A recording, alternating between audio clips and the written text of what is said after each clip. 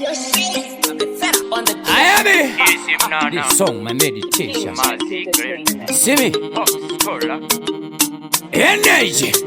Maka puka sarabavana. Makativana avane muskanzwa.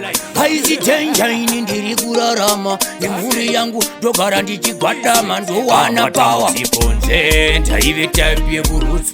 Chipinda muta ndisingagone kusunga bhotsu. Makenza chindionesa chitsvuku. Kana sadza chairo ndaipiwa nesupa ponze. Type yekurotsu. Chipinda muta ndisingagone kusunga bhotsu. Makenza chindionesa chitsvuku.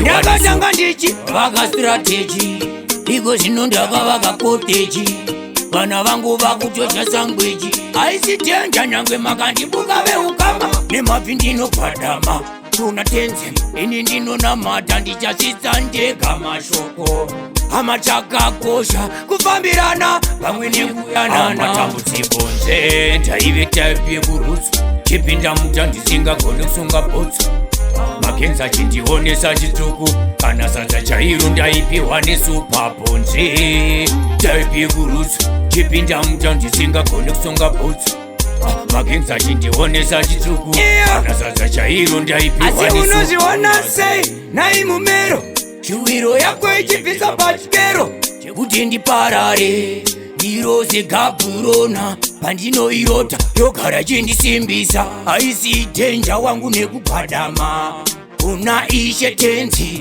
vachandipa masenzi aisi mhoza yangu ndakasaruzwa veonze ndaive type yekurotsu chipinda muta ndisingagone kusunga bhotsu Makenza chindionesa chitsvuku kana sadza chairo ndaipiwa nesupa ponze type yekurotsu chipinda muta ndisingagone kusunga bhotsu Makenza chindionesa chitsvuku kana sadza chairo ndaipiwa ndakatanga ndichi vaka strategy iko zvino ndakavaka koteji vana vangu vakutocha sangweji aisi tenja nyangwe makandibuka veukama nemabvi ndinogwadama tuna tenze ini ndinonamata ndichasvitsa ndega mashoko hama chakakosha kufambirana pamwe nekuyanana matambudziko nze ndaive type yekurotsu chipinda muta ndisingagone kusunga bhotsu Makenza chindionesa chitsvuku kana sadza chairo ndaipiwa nesupa ponze type yekurotsu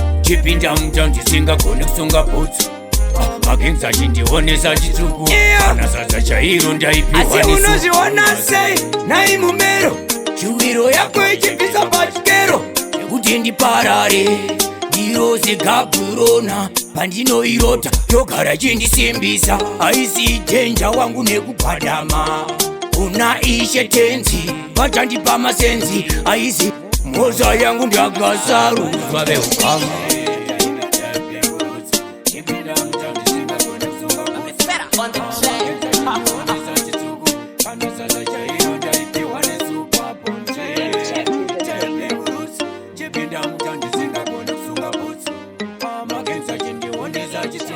Kana sasa chairo ndaipiwa nesupa